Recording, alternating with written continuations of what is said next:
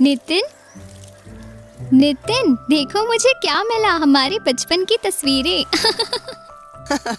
हमको देखो, अब से कितने अलग दिख रहे हैं। क्या ये पाइनएप्पल केक है? ओह, अब तो हमें चॉकलेट केक पसंद है। सही कहा।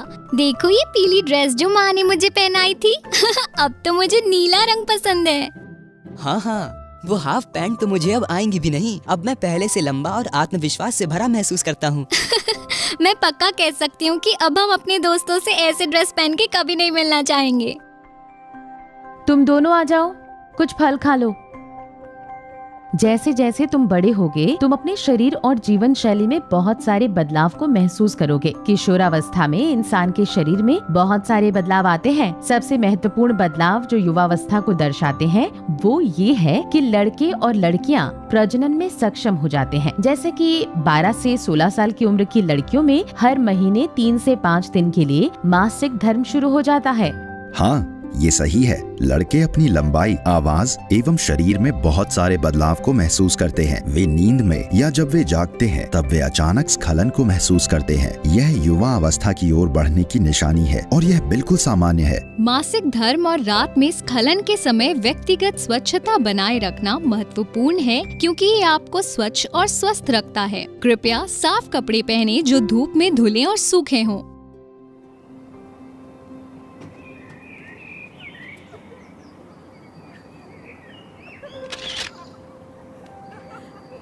कोमल परेशान दिख रही है।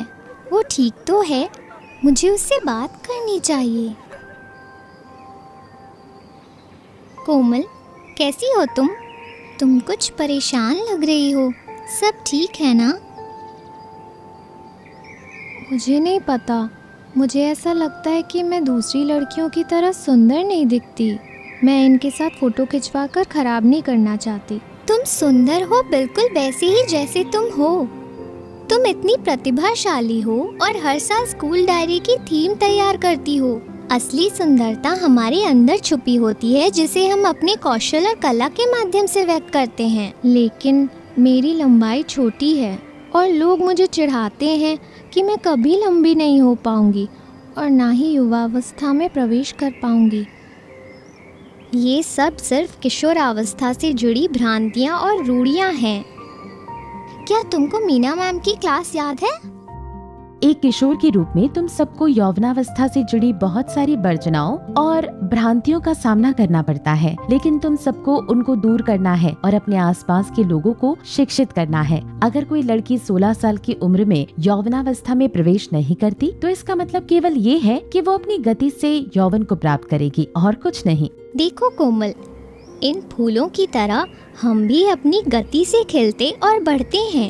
हम सब अपने भीतर कुछ विशेष गुणों को रखते हैं, जैसे फूल अपने भीतर खुशबू रखते हैं। जो मायने रखता है वो सिर्फ ये है कि खूबसूरती हम सब के भीतर है, तुम्हारे भीतर है। चलो एक फोटो खींचते हैं।